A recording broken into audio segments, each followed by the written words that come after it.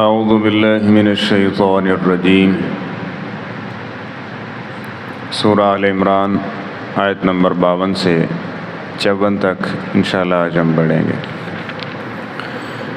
بسم اللہ الرحمن الرحیم۔ فلما احس عیسیٰ منہم الکفر، پھر جب محسوس کیا جناب عیسیٰ علیہ السلام نے ان سے کفر کو، قال من انصاری الی اللہ، تو انہوں نے فرمایا کون ہے جو میری مدد کرے گا اللہ کے لیے۔ قال الحواریون، حواریوں نے کہا نحن انصار اللہ، ہم اللہ تعالیٰ کے مددگار ہیں۔ آمنا باللہ، ہم اللہ پر ایمان لائے۔ واشہد، اور آپ گواہ ہو جائیں، بأننا مسلمون، کہ یقیناً ہم فرما بردار ہیں۔ ربنا، اے ہمارے پروردگار، آمنا، ہم ایمان لا چکے ہیں، بما انزلت، اس پر کہ جو تو نے اتارا ہے، نازل کیا ہے۔ واتبعنا الرسول، اور ہم اتباع کرتے ہیں رسول پاک کی۔ فاکتبنا، پھر تو ہمیں لکھ دے، مع الشاہدین، گواہوں میں سے یا گواہوں کے ساتھ۔ ومکروا ومکر اللہ، اور انہوں نے تدبیر کی، چالیں چلیں، ومکر اللہ، اور اللہ تعالیٰ نے بھی تدبیر کی۔ واللہ خیر الماکرین، اور اللہ تعالیٰ بہترین تدبیر کرنے والا ہے۔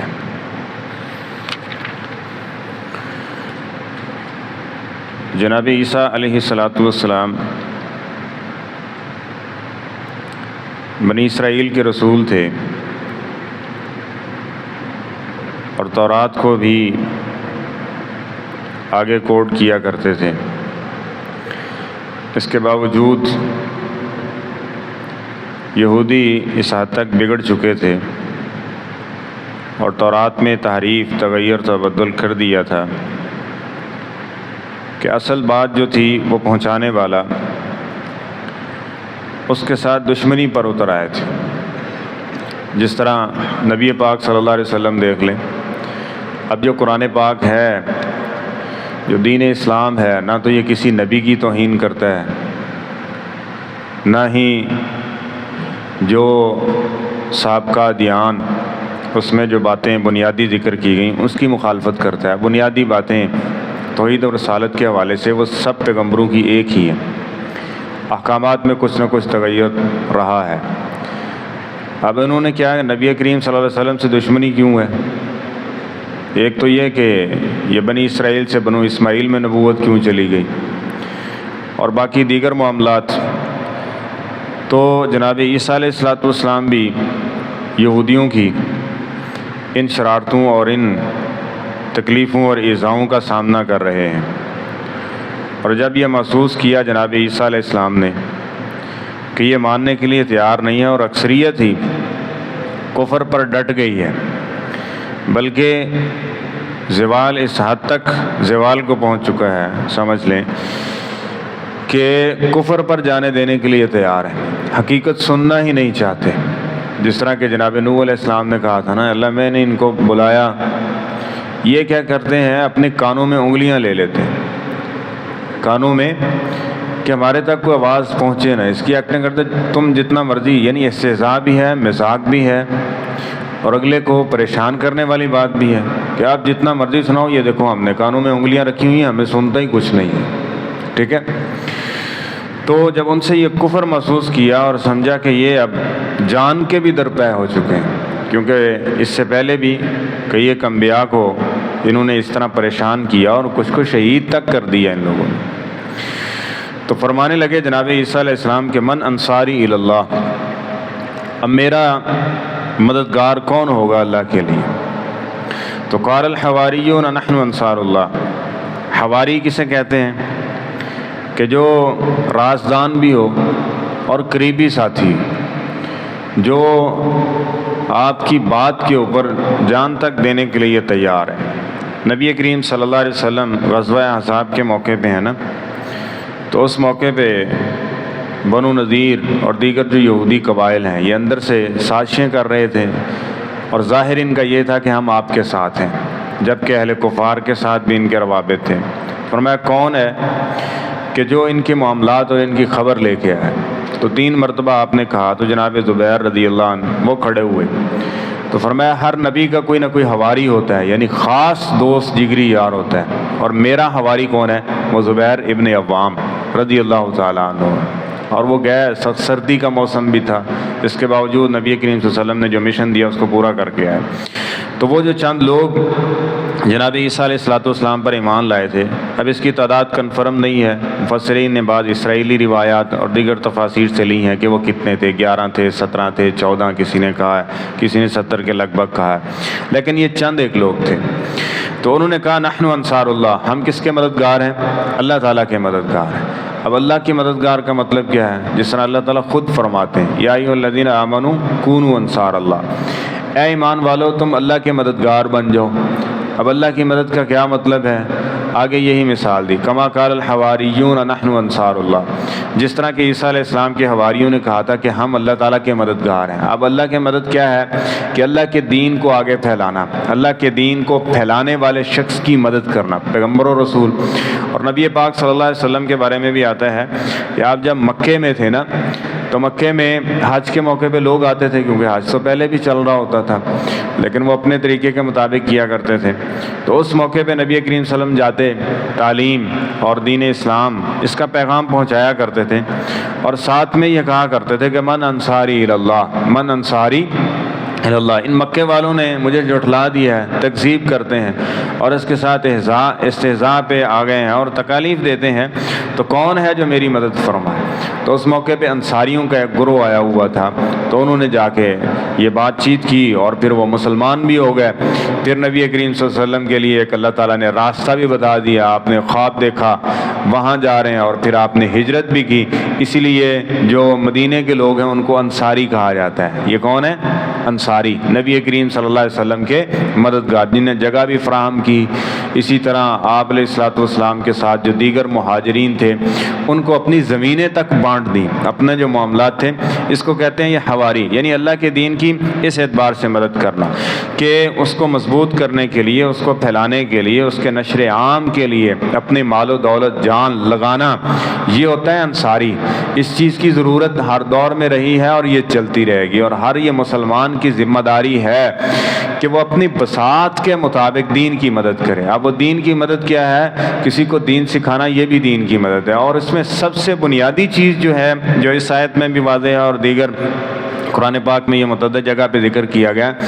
کہ وہ شخص جو دین کو پھیلانے والا ہے، دین کو نشر کرنے والا ہے، اس کے مددگار ہو جانا، اس کے معاون بن جانا۔ یہ دین کو پھیلانے والی بات، انبیاء کرام کیا ہیں؟ وہ دین کو پھیلانے والے ہیں نا، تو ان کی مدد ایسے ہی ہے گویا کہ یہ اللہ کی مدد ہے، اللہ کے دین کی مدد ہے۔ اور یہ اس لیے کہا گیا ہے کہ یہ بطور اعزاز، بطور تکریم، جس طرح گھر کوئی بھی مسجد ہے نا، اس کو ہم کیا کہتے ہیں؟ یہ اللہ کا گھر ہے، بطور تکریم کہتے ہیں نا اس کو۔ تو دین کی مدد کر رہے ہیں، دینداروں کے معاون بنے ہوئے ہیں، تو اللہ تعالیٰ نے بطور تکریم اس کو اپنی مدد قرار دیا ہے، اپنی مدد قرار دیا۔ تو جو اسلامی یا دینی سمجھ لیں دوستی ہے، رشتہ ہے، تعلق ہے، اس کی بنیاد یہی ہوتی ہے کہ دین کی بنیاد پہ اکٹھے ہیں، دین کی بنیاد پہ جمع ہیں، جس کی بنیاد پہ کیا ہے کہ یہ آسانی سے دین آگے پہنچایا جا سکتا ہے۔ اس لیے آج ہمارے ہاں بسا اوقات ان معاملات پہ ایسی توجہ نہیں دی جاتی، جس کی وجہ سے اسلام کی نشر و اشاعت جو ہونی چاہیے وہ نہیں ہو پاتی۔ تو اس لیے دین کے مددگار بن جائیں، اور دین کے مددگاروں کے اندر ایک بنیادی صورت یہ ہے کہ یہ جو مساجد ہیں یہ اللہ کے گھر ہیں، ان کی آباد کاری، انما یعمر مساجد اللہ۔ اور اسی طرح پھر جو حقیقی راسخ فی العلم علماء ہیں، جو قرآن و سنت کو پھیلانے والے ہیں، ان کے دست و بازو بننا اور ان کے ساتھ مل کر دین اسلام کی جو تبلیغ اور اشاعت ہے اس کے اندر اپنا کردار ادا کرنا، یہ اللہ تعالیٰ کے خاص پسندیدہ لوگوں کا کام ہے، اور یہ حواری لوگوں کا کام ہے، اور اس کو اللہ تعالیٰ نے اپنی مدد بطور اعزاز بولا ہے۔ تو انہوں نے کیا کہا؟ آمنا باللہ، ہم اللہ پہ ایمان لائے ہیں، واشہد بأننا مسلمون، اور ہمارے اسلام کے آپ گواہ ہو جانا، ہمارے اسلام کے آپ گواہ ہو جانا کہ ہم نے یہ عہد کیا ہے اور اس کو ہم پورا بھی کریں گے۔ اور ساتھ میں آگے اللہ تعالیٰ سے دعائیں بھی کر رہے ہیں، مسلمان ہوئے، نیکی پہ خرچ کر رہے ہیں، جناب عیسیٰ علیہ السلام کے ممید ہیں، مددگار ہیں، جانیں تک دینے کے لیے تیار ہیں، اور اس کے ساتھ پھر اللہ تعالیٰ سے دعائیں بھی کر رہے ہیں کہ اللہ جو ہم نے یہ کیا ہے، یعنی جو تو نے رسول اور پیغمبر بھیجا، جو تو نے نازل کیا، اس پر ہم ایمان لے آئے ہیں، اور ہماری یہ نیکی اپنی بارگاہ میں قبول کرنا، نیکی کرنا، اور اس کے بعد پھر اللہ تعالیٰ سے یہ دعا کرنا۔ یہ بندے کو ریاکاری سے بچاتا ہے، تکبر سے بچاتا ہے، نیکی کا جو گھمنڈ ہوتا ہے نا، اس سے بچاتا ہے کہ میں نے اس کی رضا کے لیے کیا تو اس میں پھونپا کس چیز کی، اجر تو اس سے لینا، تو پھر لوگوں سے اس کا جو ہے وہ تقاضا کس بات کا۔ تو ربنا آمنا، اے ہمارے رب ہم ایمان لا چکے ہیں، ایمان کا واسطہ دینا، اس کو توحید کا واسطہ دینا، اچھے اعمال کا واسطہ دینا، یہ وہ واسطہ اور وسیلہ ہے جس کو قرآن و سنت میں ذکر کیا گیا کہ انسان نے ڈالا جانا، یعنی یہ واسطہ وسیلہ ڈالنا کہ اللہ ہم نے یہ نیکی کی، ہم نے یہ اچھائی کی، ہمیں کیا کر دیں، معاف فرما دیں، ٹھیک ہے۔ تو ربنا آمنا، ہمارے پروردگار ہم ایمان لا چکے ہیں، بما انزلت، اس پر جو تو نے اتارا ہے، تو نے نازل کیا جناب عیسیٰ علیہ السلام پہ، واتبعنا الرسول، اور ہم نے یہ عہد کر لیا ہے کہ ہم کیا کریں گے، تیرے رسول کی کیا کریں گے، اتباع و فرما برداری کریں گے۔ دیکھ رہے ہیں کامیاب لوگ، آئیڈیل لوگ، ان کا طرز عمل کیا ہے کہ اس کو مانا جو اللہ نے نازل کیا ہے، اور کس طرح مانا، جس طرح رسول نے ان کو سکھایا۔ صحابہ کرام بھی ممتاز ہیں نا، بہترین ہیں، کون سی چیز تھی ان کے پاس، وہی بات کہ انہوں نے کیا کہا تھا، سمعنا واطعنا، ہم اللہ کے رسول کی بات کو سنتے جاتے ہیں، جس طرح آپ فرماتے جاتے ہیں اس طرح ہم آپ کی اطاعت و فرما برداری کرتے جاتے ہیں۔ تو وہ زمانے کے بہترین لوگ بن گئے۔ تو آج کے زمانے میں بھی وہ شخص بہترین ہے کہ جو اللہ کے نازل کردہ کتاب کو مانتا ہے اور اس طرح مانتا ہے جس طرح رسول کریم صلی اللہ علیہ وسلم نے اس کو بیان کیا، آپ کی اطاعت و فرما برداری کرتا ہے، وہ بہترین ہے۔ اور جو اس طرز عمل سے ہٹ جاتا ہے تو یہ چلتے چلتے چلتے ایسا بگاڑ آ جائے گا، ایسا بگاڑ آ جائے گا، اور بندہ اس جگہ پہ جا کے کھڑا ہو جائے گا کہ انبیاء تک کو قتل کرنے لگ جائے گا۔ اس کا آج مثلا ایک نمونہ اس انداز میں دیا جا سکتا ہے اور اس بات کو سمجھا جا سکتا ہے کہ بس اوقات ایسے ہوتا ہے کہ توحید کی بات کی جائے تو لوگ اس کی جان کے دشمن بن جاتے ہیں، توحید کی بات کی جائے تو لوگوں کو ہضم ہی نہیں ہوتی، توحید کی بات کی جائے تو وہی رویہ پیش کیا جاتا ہے جو قرآن پاک میں ذکر کیا گیا کہ محمد صلی اللہ علیہ وسلم جب آپ ایک اللہ کا ذکر کرتے ہیں نا تو ان کا بس نہیں چلتا ہے کہ یہ ایک دم ان کا دل چاہتا ہے کہ ہم حملہ آور ہوں اور اس کو ختم کر دیں کہ یہ کیسی بات کر رہا ہے، کیسی بات یہ کر رہا ہے، یعنی اتنی ان کو کڑوی لگتی ہے یہ بات۔ اور جب یہ اپنی مجلس میں ہوتے ہیں اور وہاں غیر اللہ کا ذکر ہوتا ہے تو اس وقت یہ ایسے اچھلتے ہیں، ایسے کودتے ہیں کہ جس طرح خوشی کی انتہا کو یہ پہنچ چکے ہوتے ہیں۔ لیکن تم نے کیا کرنا ہے، اسی نظریے اسی سوچ پہ رہنا ہے جو انبیاء کرام نے اپنے شاگردوں کے اندر کنورٹ کیا۔ وہ کیا ہے کہ بما انزلت واتبعنا الرسول، ہمیشہ سے جو پسندیدہ لوگ رہے ہیں اللہ تعالیٰ کے ہاں وہ وہی رہے ہیں کہ جنہوں نے اس نظریے کو سامنے رکھا ہے، کیا کہ جو اللہ نے اتارا ہے اور جو رسول دے رہے ہیں ہم اس کو مانیں گے۔ تو فاکتبنا مع الشاہدین، آپ گواہ ہو جائیں کہ ہم گواہوں میں سے ہیں، کہ یعنی ہم اس چیز کو مان رہے ہیں، اس چیز کو تسلیم کر رہے ہیں، تو اے اللہ تو ہمیں ان گواہوں کے اندر لکھ دے جنہوں نے پیغمبر کی اتباع و فرما برداری کی اور جو اللہ کی طرف سے نازل کردہ چیز ہے اس کی تصدیق کی اور اس کی گواہی دی۔ وَمَكَرُوا وَمَكَرَ اللَّهُ، اور پھر انہوں نے کیا کیا، بجائے ماننے کے تدبیریں شروع کر دیں، جس طرح کے مکر و فریب شروع کر دیا، سازشیں شروع کر دیں کہ کسی نہ کسی طریقے اس بندے کو راستے سے ہٹایا جا سکے۔ اب یہ دیکھیں اس میں وہ وفد نجران جو سامنے بیٹھا ہوا تھا ان کو بھی بتایا کہ تمہارے نبی کے ساتھ یہ ہوا ہے، اور پھر نبی کریم صلی اللہ علیہ وسلم وہ بھی مکے سے ہجرت کر کے مدینے آئے ہوئے تھے، ٹھیک ہے۔ تو یہ ساری پوری نشانیاں ذکر کی جا رہی ہیں، بتائی جا رہی ہیں۔ تو جہاں ان کی حقانیت کا ذکر ہے وہاں نبی کریم صلی اللہ علیہ وسلم کی حقانیت کے دلائل بھی اس میں موجود ہیں۔ انہوں نے بھی تدبیریں کی حتیٰ کہ یہاں تک پہنچ گیا کہ عیسیٰ علیہ السلام کو شہید کر دیا جائے، اور پھر انہوں نے اپنی پلاننگ پوری کی اور شہید کرنے کا انہوں نے پورا پلان کیا اور اس پہ انہوں نے عمل درآمد بھی کیا۔ وہ تو اللہ تعالیٰ کی قدرت تھی کہ جناب عیسیٰ علیہ السلام کو اٹھا لیا اور ان کی شبیہ بنا لی اور انہوں نے اس کی شبیہ کو سولی پہ چڑھا دیا اور سمجھ لیا کہ عیسیٰ علیہ السلام کو ہم نے کیا کر دیا، سولی پہ چڑھا دیا، اور آج تک ان کا یہی نظریہ، اور اس نظریے کو عیسائیوں نے بھی مان لیا، عیسائیوں نے بھی مان لیا، اور وہ انہوں نے ایک نظریہ بنا لیا کہ عیسیٰ علیہ السلام جو ہے وہ سولی پہ چڑھ گئے اور ان کا سولی پہ چڑھنا ہمارے سارے گناہوں کا کفارہ بنا، ہم جو مرضی کرتے پھریں وہ سولی پہ چڑھ گئے ہیں نا، اس تکلیف کو برداشت کرنے کی وجہ سے اللہ ہمارے جتنے بھی عیسیٰ علیہ السلام کو ماننے والے ہیں سب کے گناہ معاف کر دیے جائیں گے، ہے نا۔ یہ کسی کی وجہ سے کسی کو معاف ہونا یہ کوئی نیا نظریہ نہیں ہے، پرانا نظریہ چلا آ رہا ہے جہلا کا۔ آج بھی کچھ لوگ کہتے ہیں فلاں کے توسل اور وسیلے سے ہم بخشے جائیں گے، ہم نے نہیں بخشے جانا تو اور کس نے بخشنا، ہم ایسے نبی کی امت ہیں جو نبی نبی سب سے افضل ہے، نبی سب سے افضل ہے، لیکن بخشا وہی جائے گا جس نے نبی کی اطاعت و فرما برداری کی ہے۔ نبی سے دشمنی کرنے والا اور نبی کی سنت سے بیزار شخص وہ کہے کہ میں نبی کے توسل اور وسیلے سے بخشا جاؤں گا، ایسے نہیں ہوا کرتا۔ جبکہ پیغمبر کے زمانے کا بھی ہو اور پیغمبر کا قریبی بھی ہو، اگر وہ بھی نہیں پیغمبر کو مانے گا نا تو وہ بخشا نہیں جائے گا، تو 14 صدیاں بعد کا کہاں گارنٹی دی جا رہی ہے؟ تو یہ سارے مکر و فریب ہیں۔ تو انہوں نے سازش کی جناب عیسیٰ علیہ السلام کو شہید کرنے کی، ادھر نبی کریم صلی اللہ علیہ وسلم کو بھی سازشیں کی جا رہی ہیں، آپ کے قتل کا ہی پلاننگ بنی تھی نا جب آپ ہجرت پہ گئے، اور پھر 100 اونٹ انعام بھی رکھا گیا کہ جو محمد صلی اللہ علیہ وسلم کی معاذ اللہ گردن لے کے آئے گا نا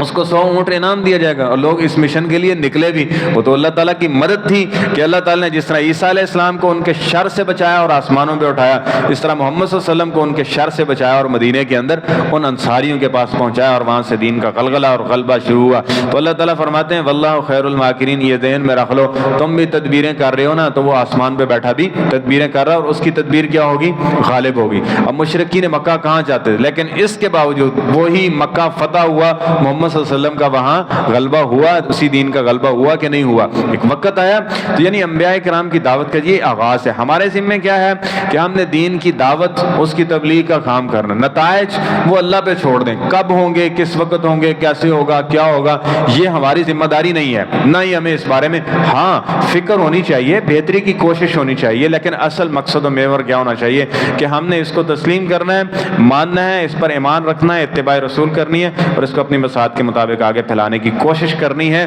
تو پسندیدہ لوگوں میں شامل ہو جائیں گے۔ اللہ تعالی ہمیں بھی اپنے پسندیدہ لوگ جو ہیں ان کے اندر اپنی رحمت سے شامل فرمائے۔